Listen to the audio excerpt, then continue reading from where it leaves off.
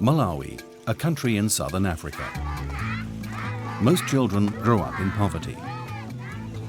Patrick Mbanda, a childcare worker from Thundu, will be following him and his sons. We will also follow childcare worker Hanex and his daughters, who live near Lilongwe, the capital city. They are all involved in the Roger Federer Foundation initiative, which has been made possible thanks to the partnership with Credit Suisse. How will the children develop over the next years? What changes will the country of Malawi see?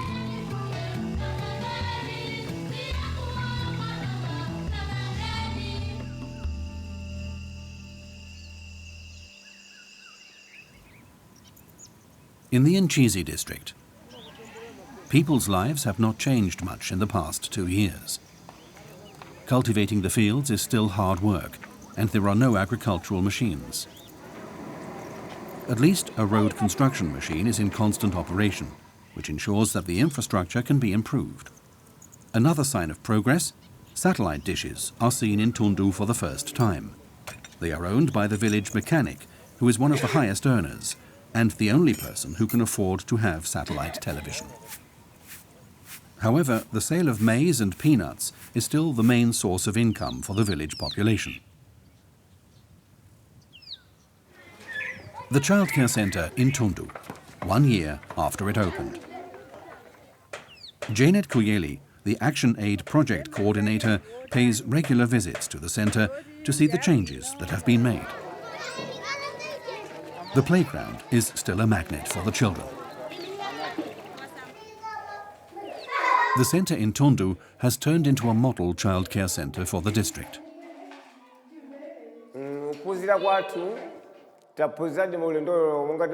Members of Parliament have come, as have administrators from other districts. They all said that they had never seen such a well-built childcare center. Since the center opened, many more children have come to the center than before.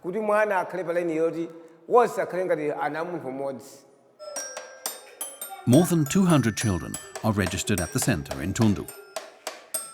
The imported toys are particularly popular with the children because they are new to them. Not all of them promote creativity and the exchange within the group as much as the games do. The cuddly toys are particularly controversial, although they are sometimes used to illustrate stories. As much as the soft toys were good, but we noticed that maybe we oversupplied. As a result, children kind of ignored the locally made materials, which were more stimulating. Last time I came, I found that children were just holding the soft toys, and the caregivers kind of also adopted the soft toys because they were like precious or special kind of toys. So having made that observation, we decided to take some of those soft toys away so that the caregiver should continue with the locally made play materials. Yes. The childcare workers cannot learn overnight how to promote early childhood development as creatively as possible. Many of them had to work when they were children and were not able to complete their primary school education. Patrick Mbanda and his colleagues, however, try their best to promote the development of the children using the latest methods.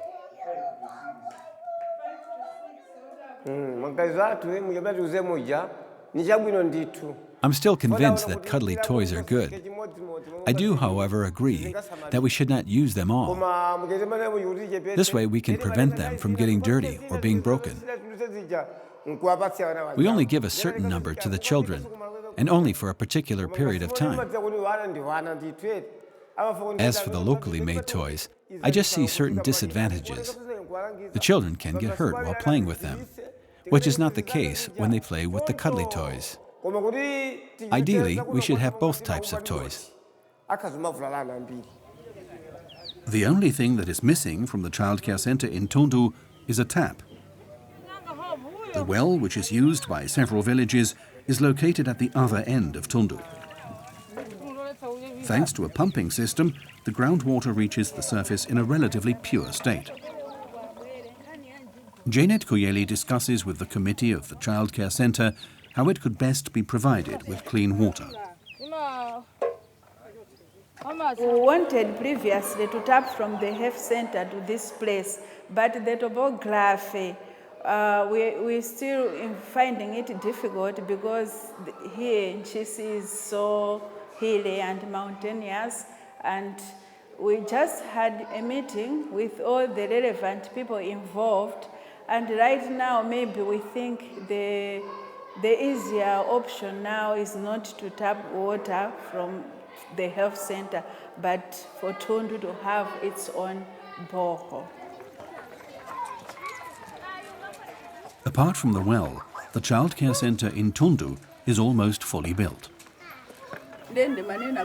Only the workers' accommodation has not yet been completed.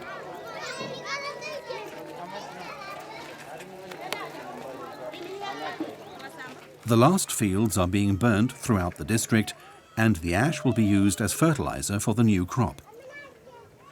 Bundles of grass can be seen everywhere, ready to be used to roof the houses.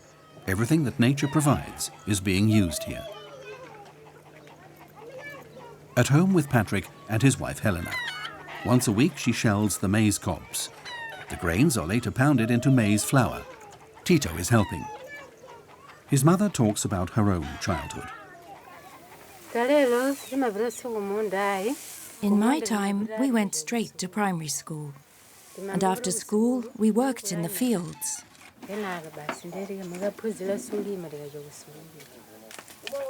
My children will be able to work as teachers or do whatever they would like to do.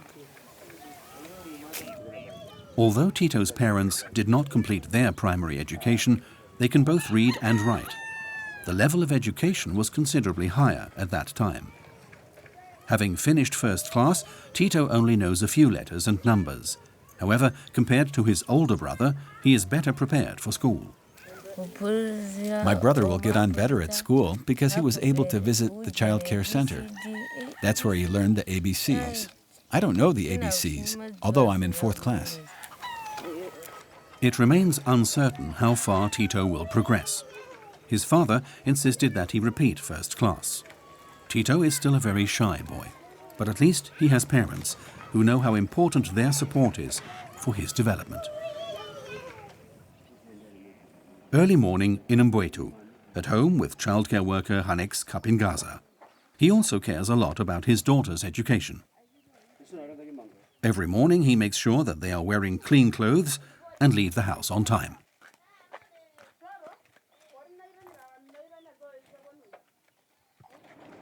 The primary school in Mbwetu is just a 10-minute walk away.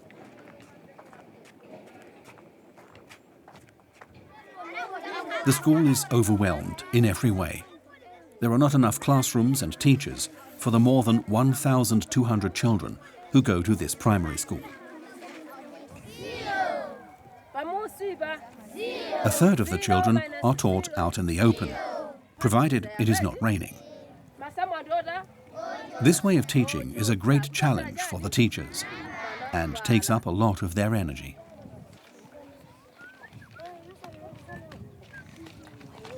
Teacher-pupil ratio is 1:60, but with our condition here it's very difficult.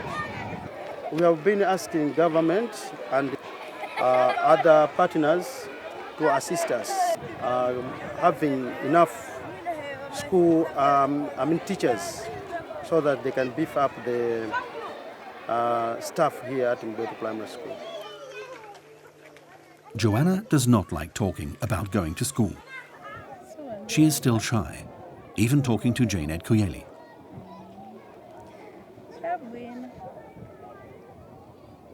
She hesitantly talks about how she misses the maize porridge at school. She shows little enthusiasm for the lessons. In Joanna's classroom, the teacher can only correct the homework of some of the children. Joanna was among the first 15 to complete first class. In her second year, she is one of 250 children in the class.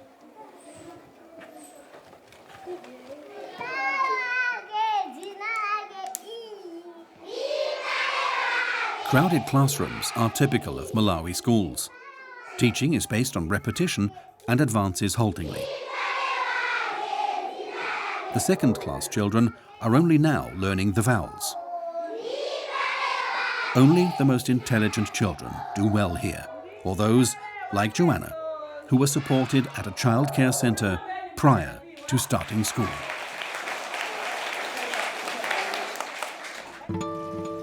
Next time, instead of concentrating on the childcare centres in Mbwetu and Thundu, we will travel to the north of the country. What will childcare centres there look like? What are the challenges the childcare workers and Action Aid must overcome?